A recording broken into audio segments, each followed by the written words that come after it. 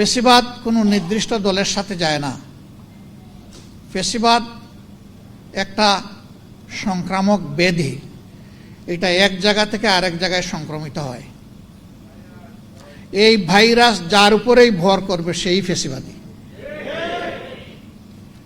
নির্দিষ্ট কোনো দল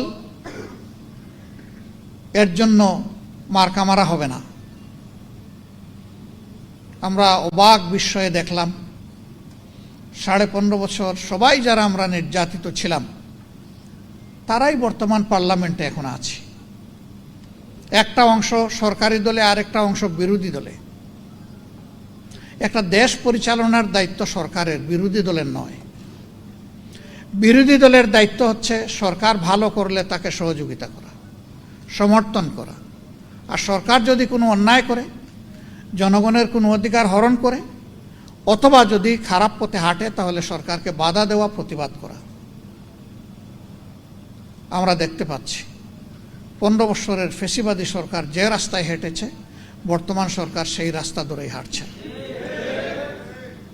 এই রাস্তা পরিবর্তন করতে হবে। এই রাস্তা ফেসিবাদের রাস্তা, এই রাস্তা আয়নাগরের রাস্তা, এই রাস্তা অসংখ্য মানুষকে বিনা বিচারে খুন করার রাস্তা, এই রাস্তা শাপলা চত্বরে আলিম উলামার উপর হায়নার মতো ঝাঁপিয়ে পড়ার রাস্তা। এই রাস্তা বাংলাদেশের মানুষ এই রাস্তায় কাউকে চলতে দেবে না। সুতরাং বিরত থাকুন।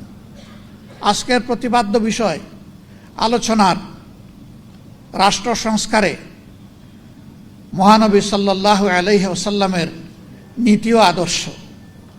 এই আদর্শ রাসূল করিম সাল্লাল্লাহু আলাইহি ওয়াসাল্লামের নিজের তৈরি নয়। এই আদর্শ সিলেক্ট করে দিয়েছেন, তৈরি করে দিয়েছেন স্বয়ং আমাদের স্রষ্টা আল্লাহ রাব্বুল আলামিন।